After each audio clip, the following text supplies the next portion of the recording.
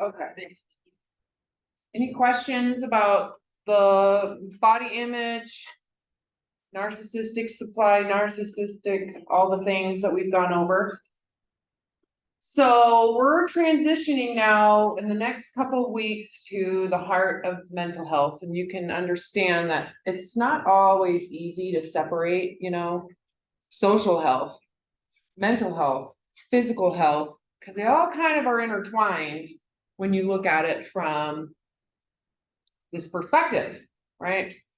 If you're in fight or flight, if you're in survival mode, your body is stimulating that central nervous system.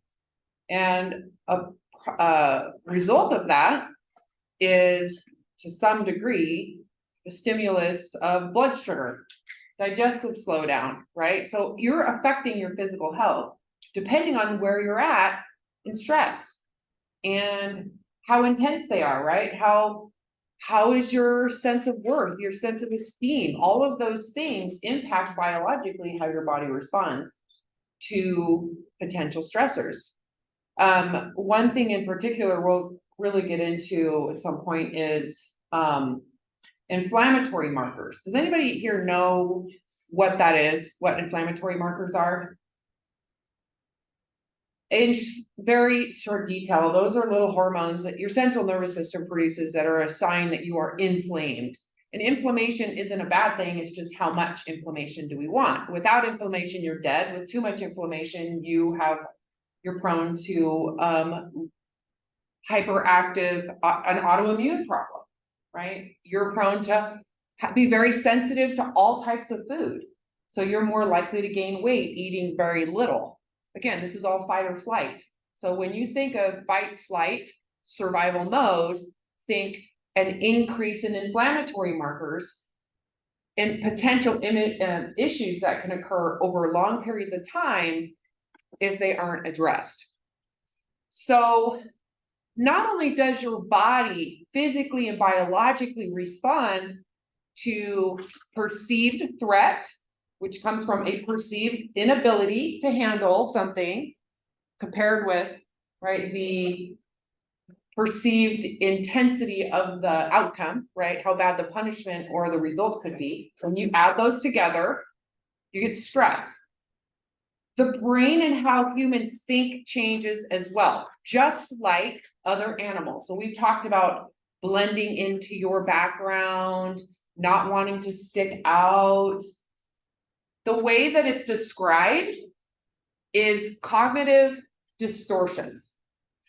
So you've heard this before. There was tests that we did at the beginning of the class around your distortions. And so today we're going to cover cognitive distortions as well as cognitive behavioral therapy, which is one of the most valuable therapies. There's a quiz, you're gonna probably need to take it at some point. It closes at 1:15. Okay. So you're just gonna have to kind of do it all. Okay. So with so cognitive distortions, if you want to understand how it kind of functions, is it's the way that we perceive reality changes when you're in fight or flight. The reason is it's a self-defense mechanism, right? So if you believe that you're in threat or that there is something that you can't handle. So let's start with that. If there is something in your mind that you're like, I can't handle that. That would be too hard. Chances are you have think of it as a probe or an antenna that is seeking for that thing. Of course, you don't have visible probes, but just bear with me. So if you don't think you can handle, let's just say, getting a bad grade, whatever that means to you, let's say a less than ideal grade, you're going to be focused on that. You're going to be focused on where the risks are, what classes, your whole mind will adjust and adapt around that one thing because of the fear. It doesn't necessarily mean that you're actually going to get a bad grade, but you're going to seek ways to prevent that. So you can see this is a very beneficial kind of mental muscle, if you want to think of it that. So we're going to go over what cognitive distortions are. there's a video here. I don't want to play it right now. I tried to move it, it wouldn't let me move it. I don't want to play that right now. So we'll go back to that. So cognitive distortions. This is a really cute picture I found online. How you see reality has a lot to do with how you're positioned to handle potential threats. So these are thoughts, cognitive distortions are the way you think that cause individuals to perceive reality incorrectly. So these thoughts are formed from beliefs. You cannot have a thought about something without, again, some belief ahead of time. And these can create a shift in your reality, how you perceive the world. Usually these are biased towards negative survival needs and fears. Right? So if you are afraid of, let's just say, falling, if you can, you're again, you have this probe or antenna that's going to be looking for height, or it's going to be signaling really intensely when there is height, and your whole body will respond to that. Any of you afraid of heights? I am. It's ridiculous. I go on a hike and there's a ledge and my heart just goes, whether I believe I can fall or not. I clearly have an internalized fear of falling. So when I perceive, right, what's going to happen when I'm hiking, am I thinking this or this? I'm going here, right? Positive bias too would be, oh, that won't ever happen to me, right? It's kind of like also minimizing the risks. So this is how the human mind evolved to think when there's perceived threat to one's survival. So we're going to go through this quickly. Survival mode distorts and magnifies threat to be bigger and the need for safety to be more important. So if you perceive something might be dangerous, it's going to be felt as super important. And your mind is going to tell you to do something about it. Right? So we can go back to my story. I believed that gaining body fat was catastrophic to my sense of worthiness, and my mind literally magnified the importance of food because it was threatening to my self-worth, right? So I was obsessed with food. I was obsessed with labels. I was obsessed with counting, clearly distorting, right, my reality around what was because is it really life and death? Is it really life and death to have that fear? No. A total distortion. But my body responds as if it's real. So it kind of looks and feels like this. When you're in fight or flight, this is kind of what your brain is doing to you. It's meant to do this in terms of changing what your focus should be on and what it shouldn't be on. So things that your mind thinks are unimportant blur in the background. And what your mind thinks is super important becomes like really magnified in scale and importance in your mind. This is a healthy thing. We would say that it's unhealthy if it doesn't make sense, right? So this is where a lot of people get confused with, let's just say, an obsessive compulsive disorder. If you look at someone's behavior and you recognize that maybe they believe they're going to die, they probably are doing it thinking they're going to survive, right? So it gives it more context. So once a solution that seems safe is found, the mind makes it the central focus. So you can become obsessive about what it is that you think you need to feel better, to get relief, really. I want you guys to think about something that you've maybe experienced where you became super vigilant. Doesn't have to be a bad thing, but something you became like really inspired or vigilant in doing because you believed that it was going to open the gates to enlightenment or just everything better, and how much energy goes into focusing on that accomplishment. So it can be a positive thing, right? It could be believing, and the underlying threat then goes unnoticed. Am I in the wrong? I might be in the wrong. No, I'm in the right one. Okay. So for example, again, take that third hierarchy of need. You don't feel adequate based on a belief of intelligence. Let's just say there's some idea that you have to be super smart to be seen as valuable to your community. You might, underneath it all, feel stupid. Feel like you're not that smart, you don't learn very quickly or easily, you don't have enough validation. So then oftentimes you will focus on being, you'll compensate. Focus on being athletic, funny, rich. You'll find a way to feel better. And then the mind will focus on that.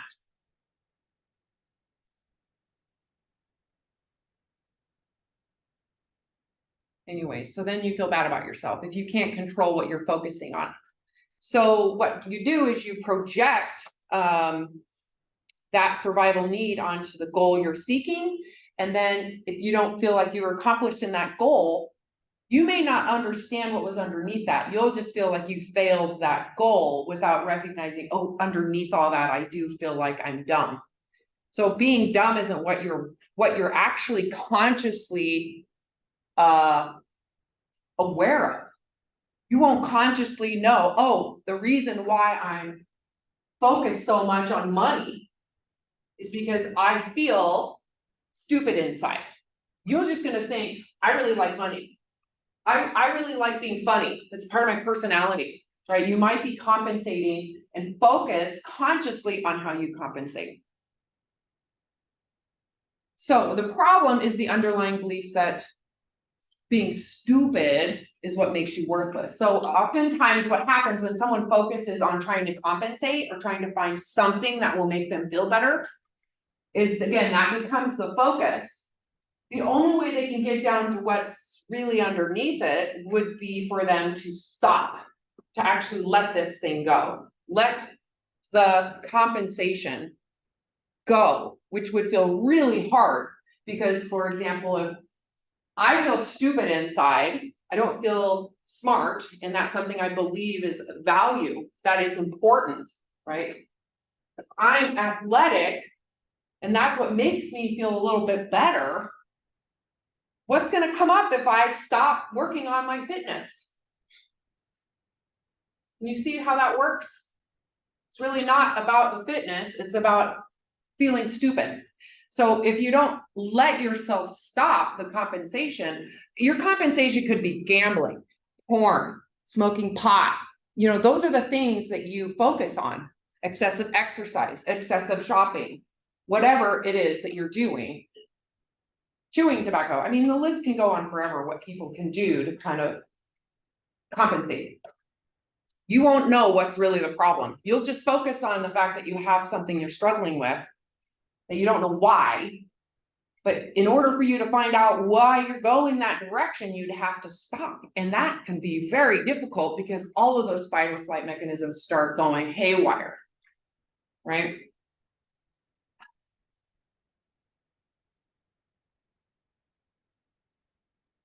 I feel like I'm in the wrong slide, you guys. I just went through all of these slides and I'm like, I didn't read these last time. Go through this. It does look different. Yeah. Right? I'm in the wrong one. I knew it. So we'll probably go over that later. I am in the wrong one. Okay, so you guys are on number 10. Oh my God. Bear with me.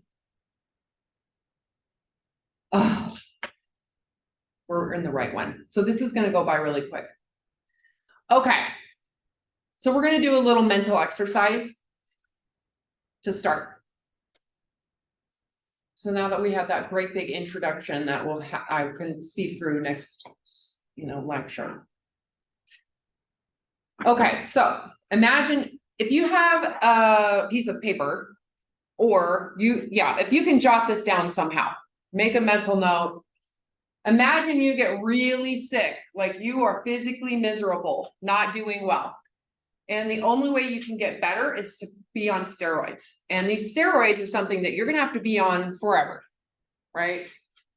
It's the only thing we have at this point that can medicate all of how crappy you feel. And you get on the steroids and you feel so much better. You feel great.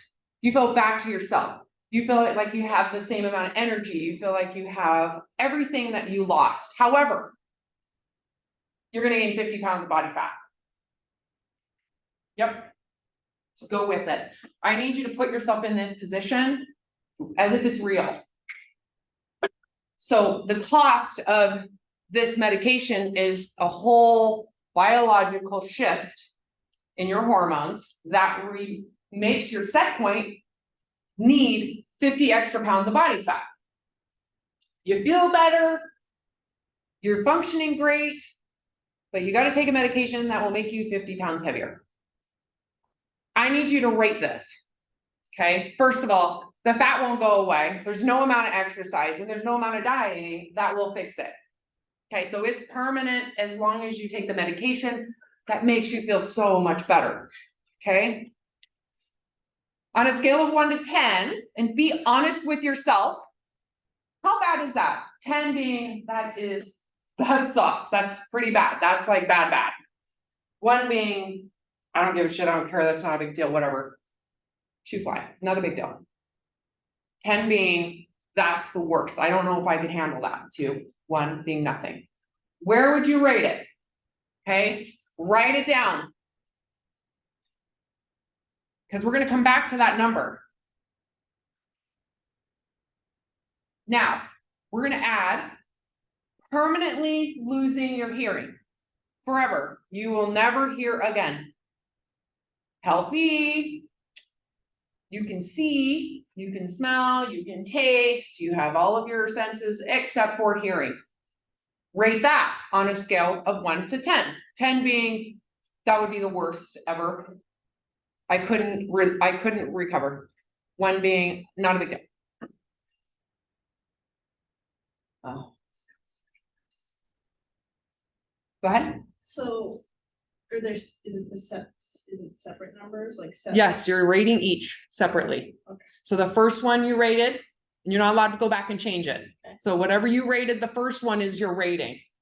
Now we're going through the second one. Rate that one. Losing your hearing. So the third one. Now you get into a car accident and you permanently lose the ability to move anything below your waist. You are permanently forever a paraplegic. Never to use your legs again, anything below the waist. You will always need a wheelchair and possibly you will need assistance for the rest of your life. There's a lot of people who are paraplegics that learn to be fine, that live with that, but I need to know how you would respond. On a scale of 1 to 10, how catastrophic is that? Again, you cannot change your other ratings.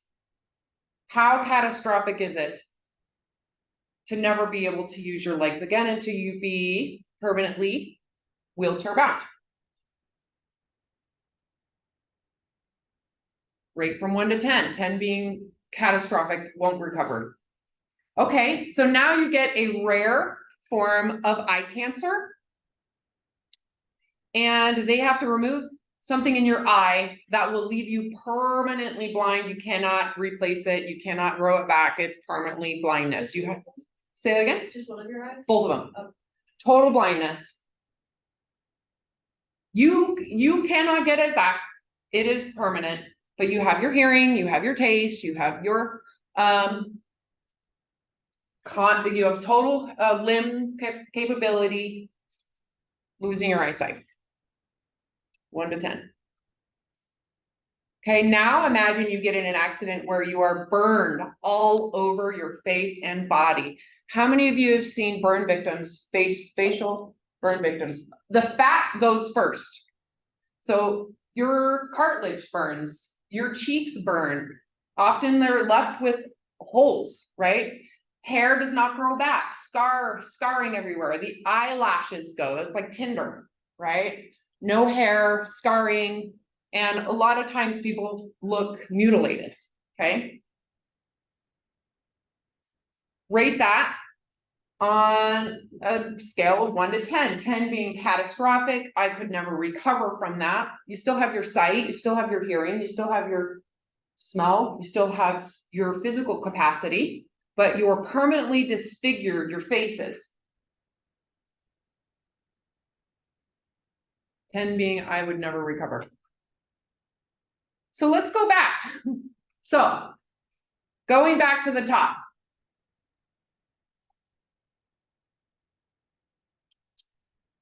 let's re-rate this. After having gone through all of the ratings, where would you put gaining 50 pounds? Would it be the same to you? How many of you would rate it less compared to your first rating? Right. So re-rate it now.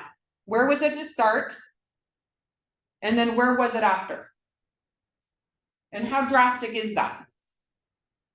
Is it a big difference? So I would do this exercise with every single client who came to the weight loss facility that I worked in. It was almost a game changer psychologically for so many people because they came in going, this is a freaking 10. I would never go out. I would never socialize again. I would be a permanent outcast. They literally abandoned themselves because of 50 pounds of body fat, even though they're completely able-bodied, right? You go through this exercise and they're like, oh, this is really like a 1 or 2. Yeah, it is. There's nothing really wrong. That's that psychological judgment of thin supremacy, right? So I'm not surprised this one went bam, bam for a lot of you. Okay, so how about, again, re-rate losing your hearing. Did that one change for anybody?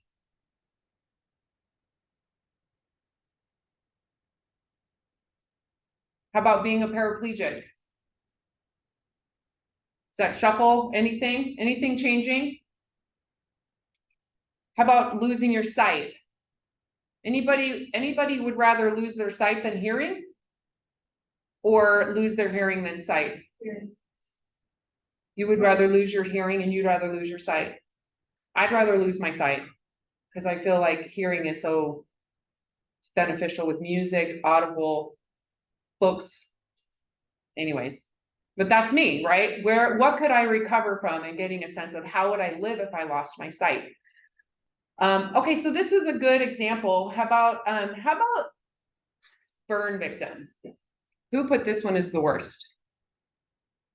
Anybody? This would be hard. Because your face, the way that people identify you is permanently changed as well. Even though nothing about you actually changed. Nothing about your, again, human character changes. It's just the way people visibly see you changes. Okay, so there we are with cognitive distortions. Okay, so cognitive distortions, this is an important thing because where they come from. There's a core belief that all of these things require about yourself and about others. So what is this? So it's specific to, let's just say, most people's cognitive distortions. The fact that there are others in this what does this tell you about which hierarchy of need this is predominantly stemming from?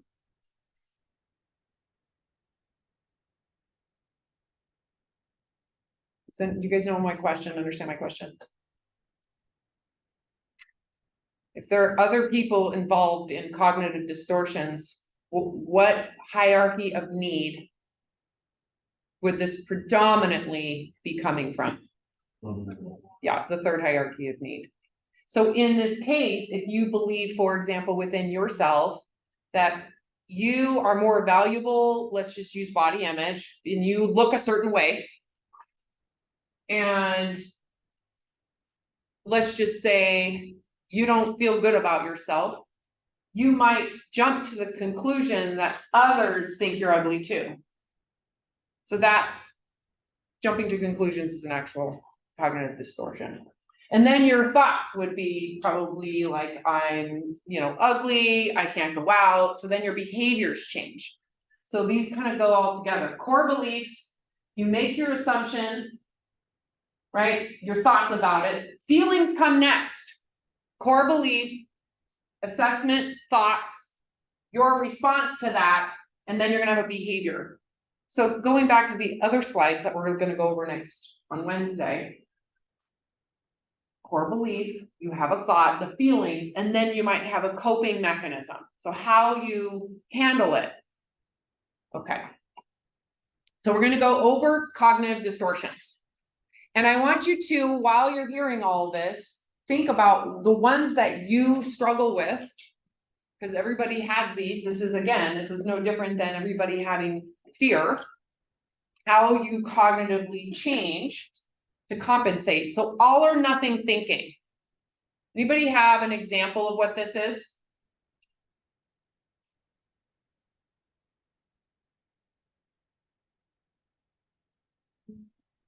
Oh, perfect, yeah. Mm-hmm. Kind of black and white thinking. Any of you experienced that?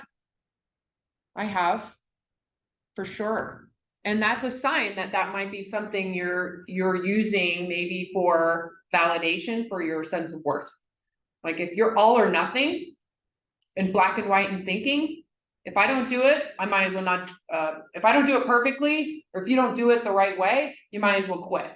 If I don't get an A, I might as well get an F. That is cognitive distortion. For me, if I don't diet perfectly, if I can't control my food perfectly, I might as well binge. The day is a failure. Again, grades is common for college students. If I don't get an A, I might as well just quit the school, right? Why would this be beneficial survival-wise, evolutionary-wise? Why would this be important, this mechanism?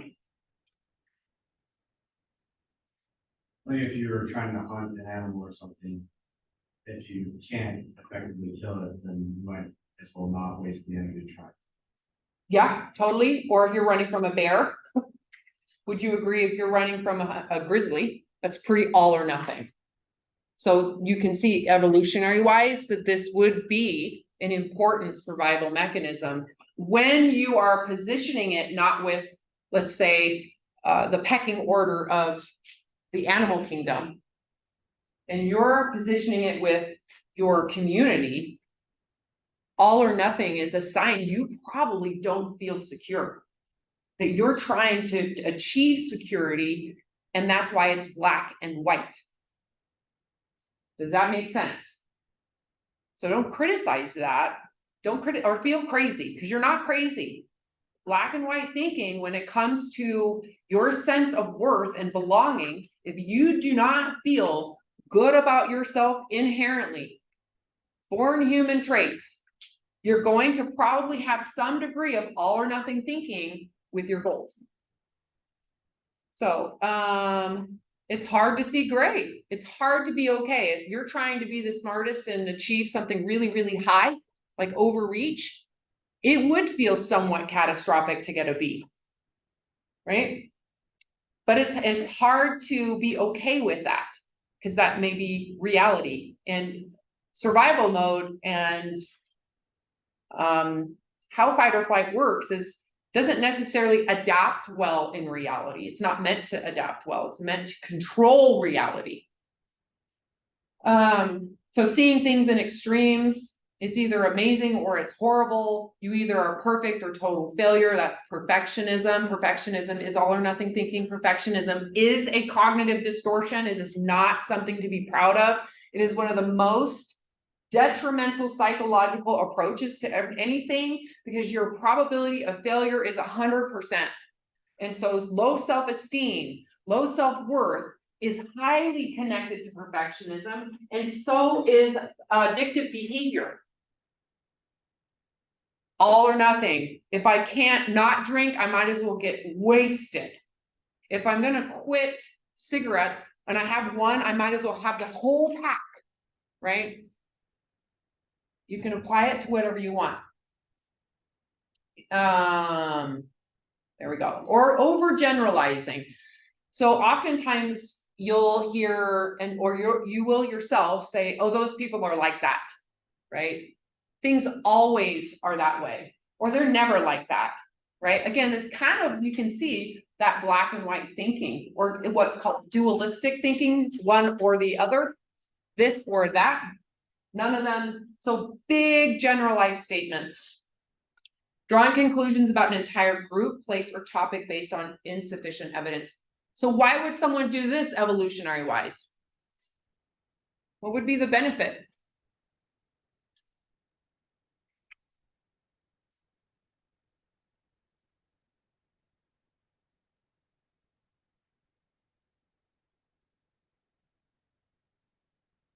Someone make a guess. More cautious. Yeah, trying to foresee the future. Yeah, To see what's dangerous before you're. yep. So you just assume it's dangerous. This is like birds that fly at just a snap, right? Or a cat that hears a snap and they run like something catastrophic happened, right? So that, again, black and white, they're overgeneralizing. So the other way it happens is if you, let's say, receive a B or C and you're upset about it, that you just make the assumption that you're stupid, right? I must be stupid. So defining people or defining yourself in a way that would be negative. Or positive, because you can inflate yourself, right? To be always better than you really are. And that can be harmful too. Right? Okay. It also creates difference. So remember what I said about the brain likes to see what's repeated, and it actually likes negative repetition too, and positive repetition, because it's predictable. So if you can generalize a whole group of people into being lazy, dumb, not wanting it hard enough, that can give you a sense of betterment. That's, again, that's inflating yourself. You're generalizing them and generalizing yourself. Mental filters, this is really common in, let's say, political beliefs or religious beliefs, when someone is clutching onto those things for survival reasons, where there's a lot of confirmation bias. They cannot hear any alternative because it would bring up, again, fight or flight, or what's called cognitive distortion, or oh my God, that's not the right word. I got to think of the word. Cognitive dissonance. How many of you have heard the word cognitive dissonance? Do you know it enough to explain it? No. It's okay. Anybody else know what cognitive dissonance is? So when you're presented with evidence that conflicts with your ideology, your community beliefs, or your community identity, where you believe you are superior. So again, we're talking narcissistic ideology, and you're presented evidence that is clear that you might not be totally right. There's some wrong, or there's negative things that are a potential to those beliefs. You're going to feel a biological reaction that says, don't look, deny, deflect, don't. It's an uncomfortable feeling. You're going to say, I don't even care. I don't even care what the truth is, because it would be too painful, because your sense of security, your sense of survival as a community is based on this ideal, right? And so if there's evidence that that ideal is harmful, you would have to completely restructure your identity, which means your whole sense of survival is about to explode. You're going to be in survival mode. You're going to have maybe an identity crisis. So rather than go through an identity crisis, you will take the evidence and shove it in a dark hole as if it doesn't exist. That's mental filtering. So you're looking for only evidence that supports your belief set. And anything that doesn't, you're blind to. You will avoid it at all costs. You're not willing to watch a different news channel. You're not willing to listen to evidence. You don't want to hear it because it might conflict with your beliefs. Very similar to overgeneralizing, focus on a single negative piece of information. That's the other thing. Your filter, you'll find everything negative if it promotes your idea, right? So you'll seek out bad things. You'll want to, anytime something bad happens that confirms your superiority, you're going to revel in it. You're going to love it.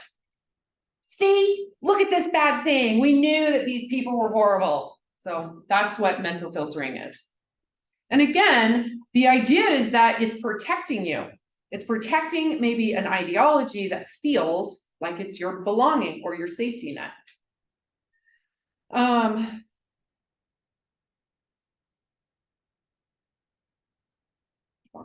So confirmation bias, not speaking out objective facts because they might conflict with your true facts. Interpreting information to support only your existing beliefs. Only remembering information that holds your beliefs and ignoring information that challenges your beliefs. Discounting the positive. So how many of you will get a compliment and you'll be like, yeah, but dismiss. You won't take the compliment. How many of you have done that? Come on, I know you've all done that. Never? Okay. Discounting the positive is in a way to reject positive feedback. It's like saying, yeah, but I'm really, I really am not that awesome. You receive a positive review at work, but you rejected it. It wasn't really that good. And then you'll try to find reasons why maybe they're lying to you. Or you'll think, oh, well, they gave me that compliment, but they must be trying to manipulate me. So you don't really actually take the compliment. You create, again, you can see how this might be coming from some type of social lack of trust in yourself and in others' perception.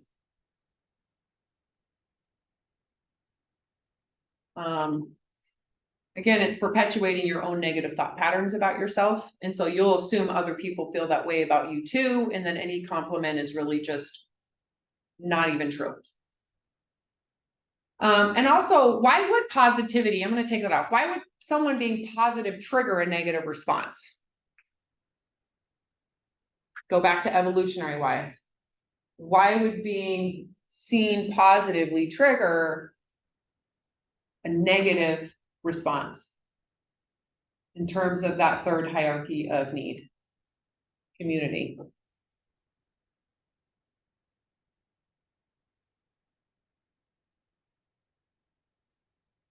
If you're too good at something, people can get jealous and not like you.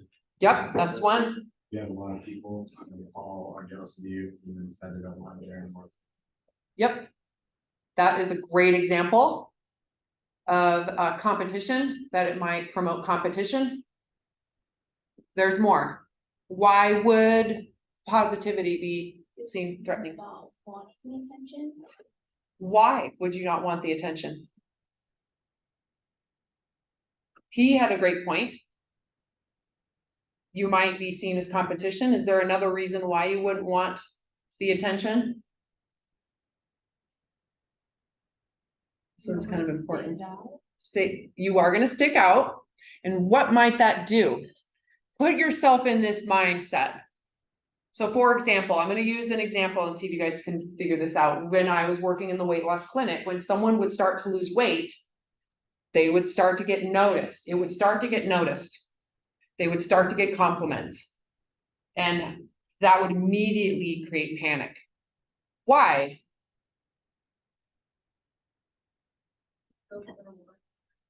And then what happens? You're in the right direction.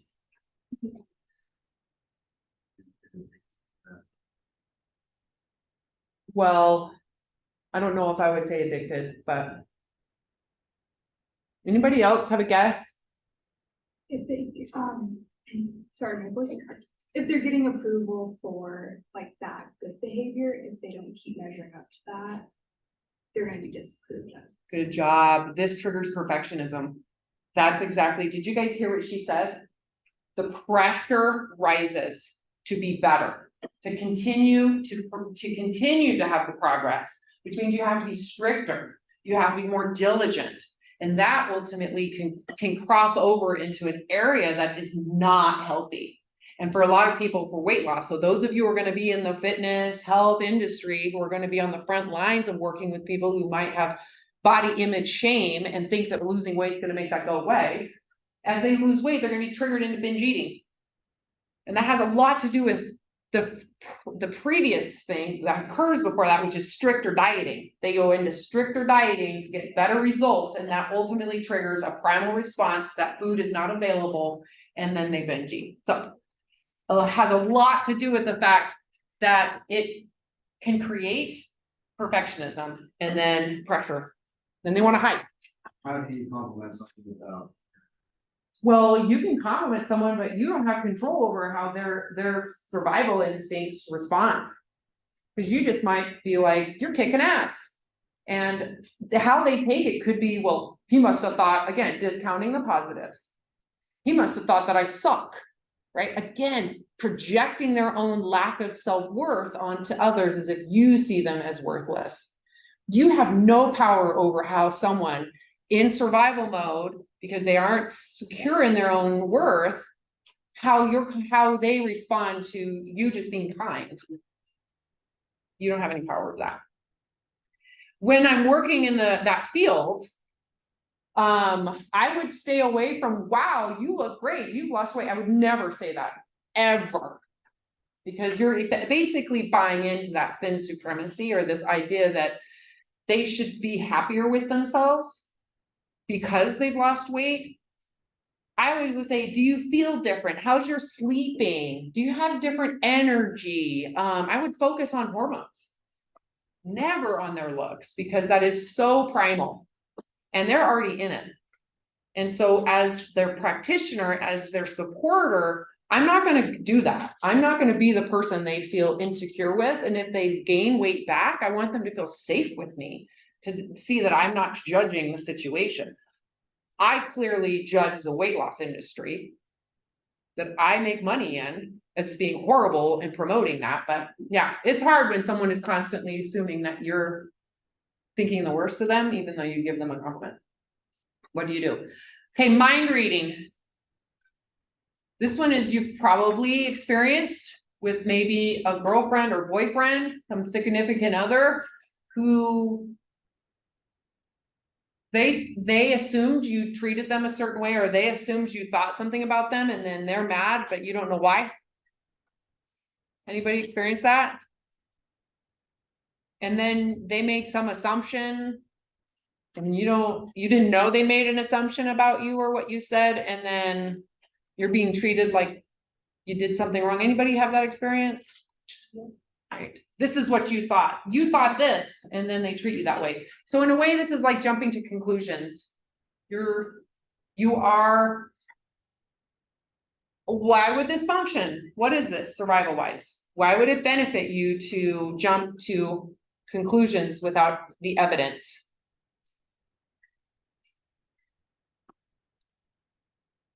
Is that like kind of like the worst case scenario? If you know, it's survival. Yes, yes. So put yourself as the person jumping to conclusions. It would be an advantageous to get ahead of it.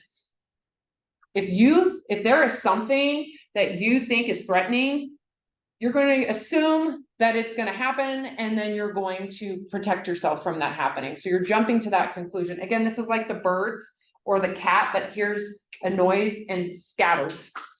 They're jumping to conclusions. So by saying, oh, I know what they're doing here, this is why they're doing it, you're basically literally projecting your own fear, not necessarily what reality is, what's happening in reality. So if you know what someone else is thinking, then you can counter that. So yeah. So like seeing someone with an unpleasant expression on their face and thinking that they are thinking something negative about you, as an example. That would be you projecting your own negativism onto others. So something you feel insecure about, you assume others are also believe the same things to the same degree, with the same, identity, and that they're holding you to that same standard. And trust me, there are people that are like that. Those are the grandiose narcissists out there. Someone who has been in a relationship with a grandiose narcissist, it would be super advantageous to have this mind reading, because you need to be on top of what it is that's going to set them off before it sets them off. So someone who is constantly dealing in a state of mind reading, it might be a sign that they have some complex PTSD. They might be the vulnerable narcissist, trying to prevent things from happening. I know what you're thinking. So similarly, fortune telling is also jumping to conclusions, distorting, mixed conclusions and predictions based on little or no evidence, holding them as gospel truth. So assuming that you know why and what and projecting that onto others as if it's fact. Can you kind of see maybe this fortune telling might be, if someone's fortune telling, are they in reality around the gray? I don't know if you know what I mean by gray. The middle possibilities, when someone's jumping to conclusions or fortune telling, they're probably going to be thinking in all or nothing, black and white, this or that. They're probably not fortune telling modesty, right? It's usually the worst thing that's going to happen. And again, the person that's thinking that is literally showing you their ultimate fears. That's like the probe going beep, beep, beep, beep, beep, right? Like you have a probe out here seeking what you're afraid of and you don't think you can handle, and it's going off, beep, beep, beep, beep, beep, right?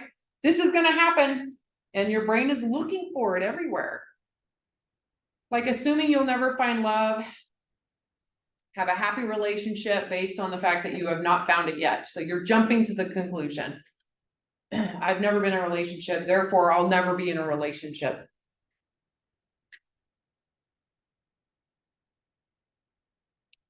Okay, magnifying, minimizing. Exaggerating. Making things worse. Oftentimes this, or minimizing, making something that was probably pretty significant, insignificant. So catastrophizing. This is really common, and you'll hear this like again in relationships. Something negative might have happened, and the person on the receiving end is going to make it into some type of warpath. Catastrophic. Detrimental. And what would it be detrimental to? Their sense of worth, their sense of value. Catastrophizing. Worst case scenario. Minimizing, taking something serious and discounting it as no big deal. And then you'll see this in the political world, right? This person does all this stuff, all this massive stuff, and then it is discounted. But this person does this tiny little prick and it's blown up to be massive, right? So you'll see this on the news, right? It's very evident. Listen, catastrophic shit, but it is ignored. Maybe minimal things, and it's blown up into a catastrophic situation. So it's manipulative, right? It's how the mind maintains and sustains a position. How to not move, how to not change. And it's also, again, forecasting badness. So if you're thinking bad, you don't want that to happen, it would be beneficial to catastrophize it, especially if you're trying to manipulate a group of people. You would want to convince them that it should be seen as horrible. So again, catastrophizing is very community oriented. Emotional reasoning, this one's really interesting. Because I feel unlovable, therefore I am unlovable. How many of you heard feelings are not facts? You need to remember that. I'm writing this down. Because you're going to have feelings. And you need to know, just because I'm feeling this,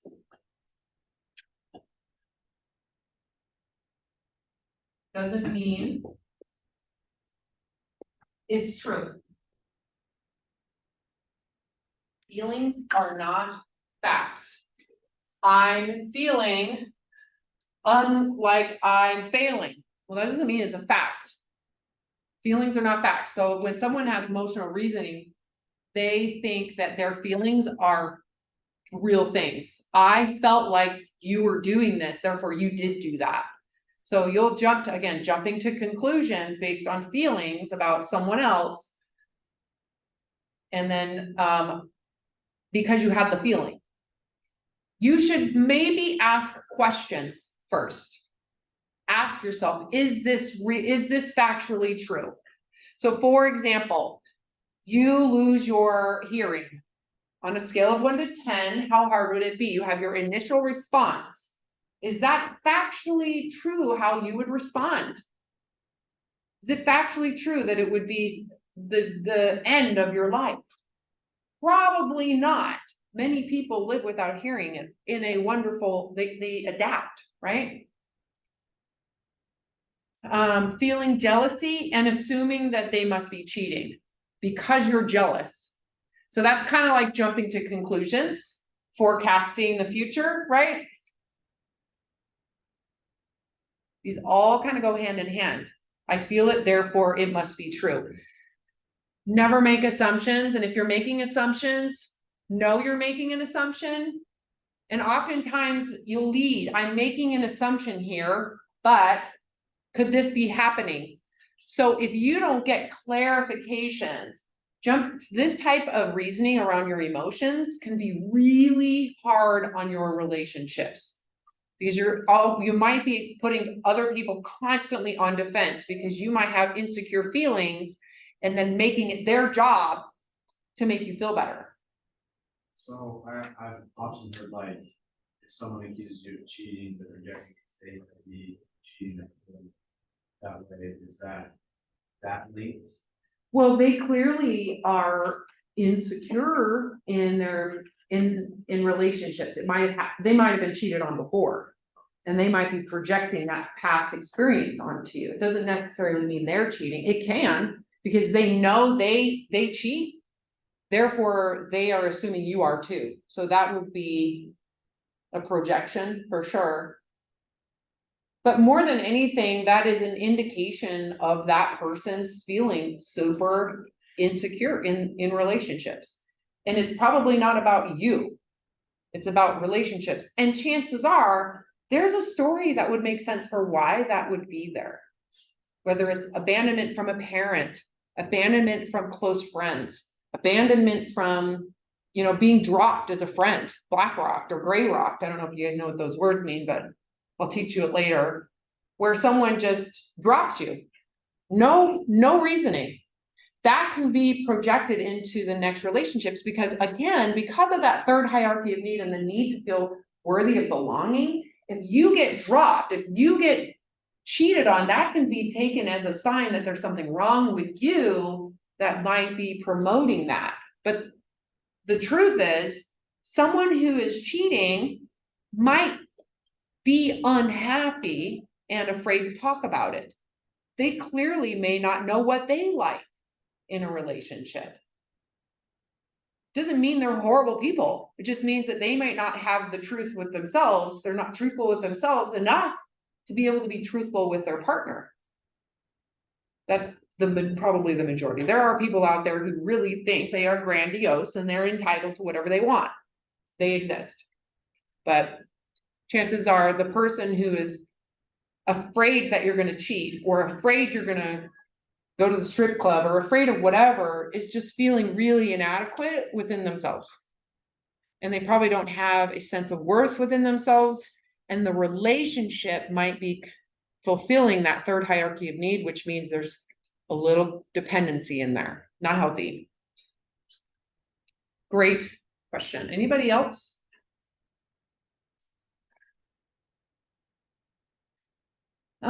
Projecting your conclusions if all others have the same beliefs. So in order to have this type of everything that we've talked about, you have to assume that everybody out there is believing the same thing that you do. So assuming that you're being criticized or judged, let's just use body image. That's a simple one.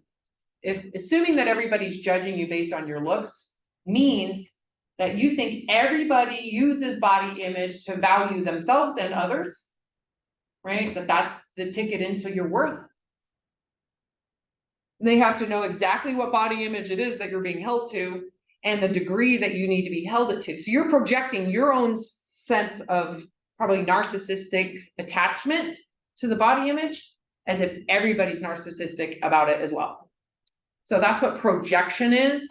Means you are like a projector. Your beliefs are projected as if everybody else has the same exact ideals and beliefs that you do. It's quite self-centered. Should statements. This is more common. I should be doing this. You should be doing this. They should have done that. I ought to do this, or why haven't they done that? This must be, they must do it different. So should statements are really common. That is the projection of your beliefs, like I just said. So how do you know what everybody should do? Do you know their life circumstance? Do you know how they got where they got? Do you know what they're capable of? So how do you know what they should be doing? So that's very grandiose to have should statements. So guilt, very different. Guilt is, do you guys know what guilt is? Anybody? Anybody know guilt? How would you define guilt? I know you've probably all experienced guilt. How would you define it? Anybody? You feel like you did something wrong. It's a statement of wrong, yeah, so there is a standard.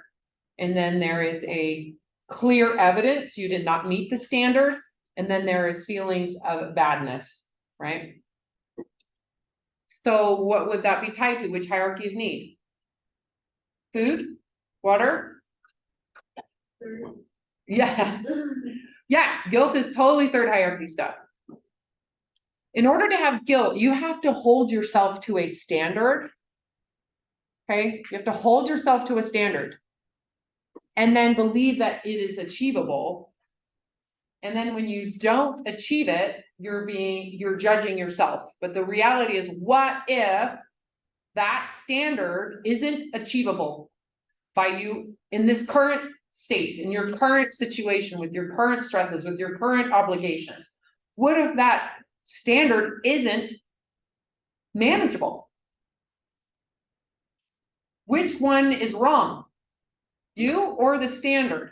If the standard you're holding yourself to literally requires way more than you have to accomplish it, is it you that should feel guilty, or should the standard feel guilty? I need you to think about that. So I should be doing better. Oftentimes I hear that and I will say, well, you really think you're that good? You think your whole life situation can handle that? What would you have to omit, get rid of, to be able to do that? How much more money? You should have been born into money. I mean, think about what you have to do to accomplish that. Are you willing to lose everything and all balance just to meet a standard, right? So if you're clearly not getting to the standard, you need to reevaluate the standard. Guilt is inflammatory.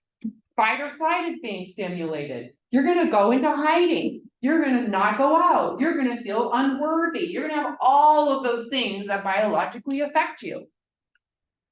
So if you're experiencing guilt in some level, you might want to question if the standard that you were held to or still held to is manageable within your scope of ability in this moment. So for me, it was not manageable for me to not have sex when I went to college. It wasn't. I was not prepared. I had no discernment. I had no experience in reality to even say no. I didn't know how to do that. I was never given the option growing up. So it was unreasonable for me to assume that I'm going to go to college and sustain my purity. That would have required that I not have hormones, that I isolate myself, that I never go out, even though I wanted to go out and party just like everybody else. I couldn't have done that. I was getting hit on. Should I avoid that? Should I not meet new people either? Do you hear how unreasonable that would have been for me? Because I was not prepared to say no. I was never in that environment before, so I had no means of discerning how to navigate it. So I had no tools to sustain those beliefs. So in the end, when you add the context, those beliefs were inappropriate for me under those circumstances. So those beliefs should have been guilted, not me. Moving on, my story. So these idealized expectations often come from narcissistic belief systems. because they don't give any lenience for your human nature and growth. They're just some arbitrary mark or standard, and it usually is arbitrary, meaning it's a shot in the dark around some fantasy expectation of what a human should be like that doesn't take into account reality. So you would have to manipulate, control, distort reality to create a vacuum of isolation from any change to reach that goal. To be what? To prove your worth? Who are you proving your worth to, right? So a lot of these beliefs are narcissistic and they don't leave any room for compassion, grace, or the fact that we're learning. I'm still learning. Okay. And if you're holding other people to these standards without taking into account their true reality, you're the problem. Not them, they don't need to change, you do. And if they're not in a place to handle it, they need to do the personal work. Let's use cheating, for example. Your significant other's cheating on you. You want to maintain the relationship. How are you going to do that? How do you hold someone accountable to being monogamous when they're not? But they still want to be with you, but they're chasing tail, or vice versa. How do you manage that? Well, maybe that person needs to be alone. Maybe you need to be alone. Maybe you need to develop yourself and they need to develop themselves. Right? So if you're holding someone to some standard and they're capable of that standard or don't have the personal development to handle that standard, that's a them problem. They need to figure it out. But to hold them above their position of where they are naturally, that's your problem. Even if it's reasonable for you to manage, maybe they're not psychologically in a place to handle that. Maybe their belonging is getting fulfilled by more and more of someone else. How are you going to compete with that when that person isn't really secure with themselves? Right? Okay, we are about done. Labeling. This is kind of like generalizing. I'm an idiot because I did wrong. I'm a loser because I lost. And labeling other people dumb, like they're stupid, you know, just highly emotional loaded, inaccurate, unreasonable, and it's usually kind of catastrophized. Personalizing. How do you guys feel? What is, if you saw this right here, what would you assume? Yeah, they're talking about someone. Personalizing. It must be about me. It must be about me. Again, this is a benefit to your survival because then I can change myself to not have this about me. I can adjust. I can make myself different. Okay. How much do I have left here? Hold on. Oh God, okay. We're gonna have to start this at the beginning of next class. Let me see here. Let's just finish with this one. Okay. So how many of you have heard of locus of control? Do you have enough information to explain it? Yes, kind of, yeah. I guess external locus of control is like factors outside of yourself that can like form a situation. Like I've learned, and internal is like your own factors like personality, effort, stuff Right. like that. I've learned this in like the context of schools. Totally. So an internal locus of control, let me see here. This is after a breakup. External locus of control means, for example, it's her fault that our relationship didn't work. So you're taking that external position and saying that I am at the mercy of what I cannot control. Internal locus of control, and these are not a bad or good thing, right? Because it can go both ways. Would be I did it to myself, or I'm the problem. Internal locus of control can be a good thing too. I'm empowered. I can handle this. Again, it has a lot to do with competence And what's really important for that third hierarchy of need is actually feeling that you can handle something. So again, external locus of control can be empowering in that my motivation is the reward. I want that reward. So again, these can go hand in hand. So control fallacy. Two beliefs: that we have no control over our lives and are helpless victims of fate. And that we are in complete control of ourselves and our surroundings, giving us responsibility for all of the things around us. So you can see how both of these in extreme can be really unhelpful. Again, black and white thinking, all or nothing thinking, dualistic thinking. The problem is when they're not malleable. Do you guys know what malleability means? Anybody take geography or geology? What's malleable? Say it again. Hold it. Malleable is like, it's manipulative, like, yeah, you can hold it, but it's like putty is more malleable than rigid. At least that's one definition of it. So if you're in the all or nothing of I did everything wrong or they did everything wrong, you're probably not malleable. You don't have enough humility to recognize maybe I'm not ready for a relationship, maybe they're not ready for a relationship, maybe I need to figure my shit out, maybe they need to fix their shit out. Like there's some malleability in humility in relationships, or at least trying to figure it out from the gray. Okay, I'll see you guys on Wednesday.